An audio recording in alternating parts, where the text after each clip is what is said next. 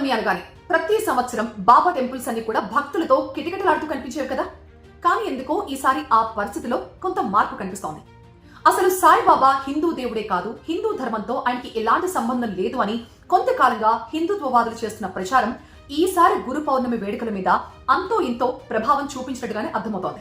అసలు గురు పౌర్ణమి రోజు సాయిబాబాను పూజించాల్సిన అవసరమే లేదని, మీరు పూజించాలి అనుకుంటే వ్యాస భగవాను పూజించండి, అది కాదనుకుంటే ఆది గురువైన శంకరాచార్యుని పూజించండి, అది కూడా కాదనుకుంటే మీకు చదువు చెప్పిన మీ గురువుని పూజించండి తప్పితే హిందూ ధర్మంతో ఎలాంటి సంబంధం లేని సాయిబాబాని పూజించొద్దు అంటూ గత కొంతకాలంగా కొంతమంది స్వామీజీలు ప్రచారం చేస్తున్నారు. సో దీనిని కొంతమంది ఫాలో అవుతున్నట్టుగానే కనిపిస్తోంది. అయితే కొంతమంది వాదన మాత్రం ఇంకొకలా ఉంది.